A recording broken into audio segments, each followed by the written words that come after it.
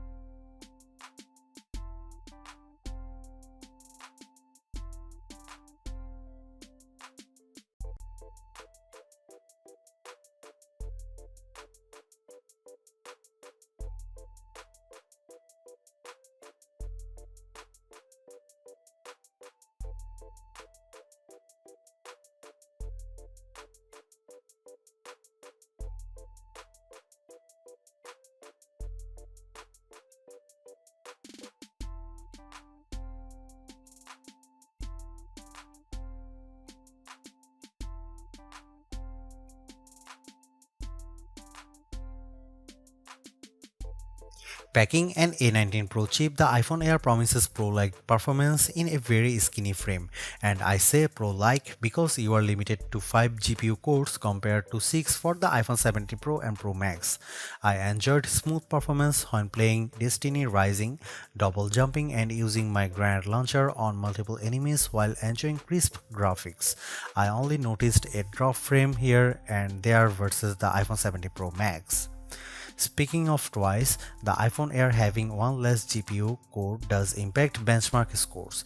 It reached 29.5 FPS in the demanding 3D Mark Solar Bay Unlimited Graphics test compared to 46.6 FPS for the iPhone 17 Pro Max.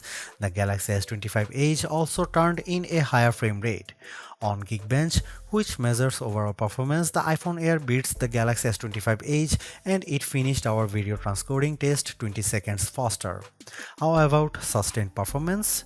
To test that, we used the 3D Mark Wildlife Extreme Stress Test, which simulates gaming for about 20 minutes. We ran it once and recorded the result, then did a second run right after that to really stress test these phones. The iPhone Air performed quite well, with stability score that beat the Galaxy S25 Edge by a fair margin in both rounds. More surprisingly, the iPhone Air turned in cooler temperatures than the Pro Max when we measured the back of the phones using the laser thermometer in 5 locations and averaged the result, though the S25 Edge was even cooler.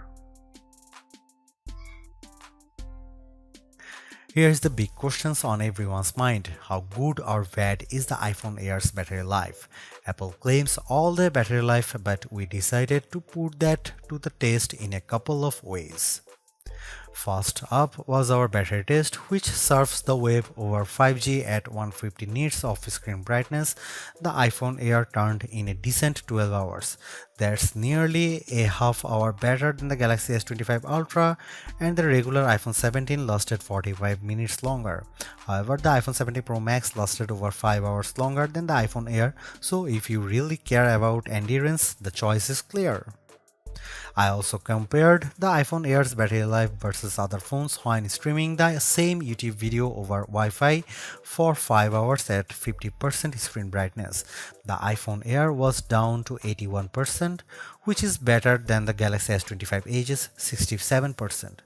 Note that Apple sells a $99 MagSafe Battery Pack for the iPhone Air that's designed to deliver 65% more power. The iPhone Air puts most of its components in the plateau towards to the top of the device, and this is the area that got fairly warm during my testing. For example, after playing Asphalt Legends for 10 minutes, I measured this area and it got as hot as 106 and 109 degrees. Playing the same game on the iPhone 17 Pro Max, the temperature was in the 96-degree range. When performing other tasks, the iPhone Air mostly kept it cool, so your results will depend on the apps you are using. Like all the new iPhones, the iPhone Air comes with iOS 26 pre-installed, and there is some features worth getting excited about. There is the new liquid glass design, which adds sleek looking transparency effects to various apps, and I also like how you can better customize your lock and home screens with 3D like spatial photos. Major feature upgrades for iOS 26 come to the phone app in particular. There is a hold assist for letting your iPhone stay on hold of you until a human comes to the phone, and call screening will help keep scammers away. I also appreciate the ability to add backgrounds to messages as well as add polls. Apple Intelligence just isn't that exciting right now as we wait for the new Siri to be fully bagged coming in 2026, but there are some noteworthy AI upgrades. For example, with visual intelligence, you can easily look up anything in a screenshot via Google, such as that new pair of shoes that caught your eye, and you can also ask questions about whatever on your screen via ChatGPT. However, this feature feels like it involves too many steps versus Gemini Live, which analyzes your screen without having to take a screenshot, and you can have a live voice conversation with Google's Assistant at the same time. I am torn about the iPhone Air as its remarkable piece of engineering. This design is amazingly thin and light, and Apple deserves serious credit for making it so durable. It feels so strong, I don't think I would bother with a case. I also like how well the iPhone Air performs. No, it doesn't have the graphics might or sustained performance of the iPhone 17 Pro or Pro Max, but it's faster than the Galaxy S25 Edge and remains fairly cool under pressure, and it offers better sustained performance than Samsung's slim phone. However, I don't like the shoppers have to give up both an ultra-wide lens and telephoto zoom with the iPhone Air. At least Samsung gives you an ultra-wide camera that enables macro photography, but the iPhone Air's main 48 megapixel camera is very good overall. Apple left some other features on the cutting room floor as well, as such as fast charging and cinematic mode for video, so in sometimes the Air feels more like an iPhone Lite. Overall, I think the iPhone Air is worth buying for those who want a super slim phone that's very easy to carry, that doesn't sacrifice too much on performance, but you will have to live with some trade-offs if you want something this compact.